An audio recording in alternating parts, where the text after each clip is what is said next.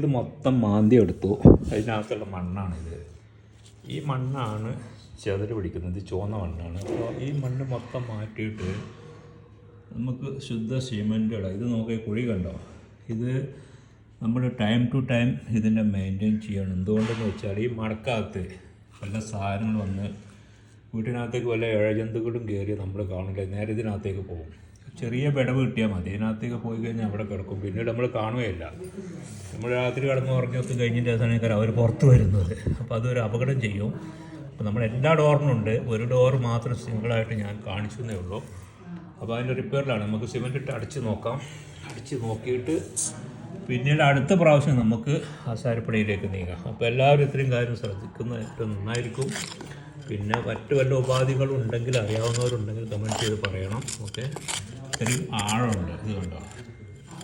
ഈ സ്ക്രൂ ഡ്രൈവറിൻ്റെ ഇത്രയും ആഴം ഇതിനകത്തേക്കുണ്ട്. അപ്പോൾ ഏതൊരു ജീവിക്ക് വന്നാലും സുഖമായിട്ട് ഇതിനകത്ത് ഇതിന് കിടക്കാൻ പറ്റും. അപ്പോൾ മണ്ണിനകത്ത് വന്നുകൊണ്ടേ ഇരിക്കുകയാണ്.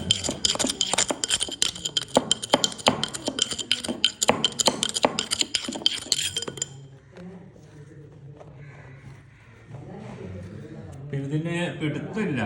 നമ്മുടെ ഈ പാതിൽക്കെട്ടിൻ്റെ പിടുത്തം വരുന്ന അടി സൈഡിൽ അടിയായിട്ട് യാതൊരു ബന്ധമില്ല. അപ്പോൾ ഈ ചുമരിന് കൊടുത്ത ആംഗിളിൽ മാത്രമാണ് ഇത് നിൽക്കുന്നത്. ഇതിൻ്റെ പിടുത്തം സത്യത്തിൽ വേണ്ടത് അടിയാണ്. പില്ലർ ഇവിടെയാണോ? അപ്പോൾ ഇവിടുന്ന് പിടുത്തം കിട്ടിയാലല്ലേ ഇതിന് വില ഉണ്ടാവുമല്ലോ.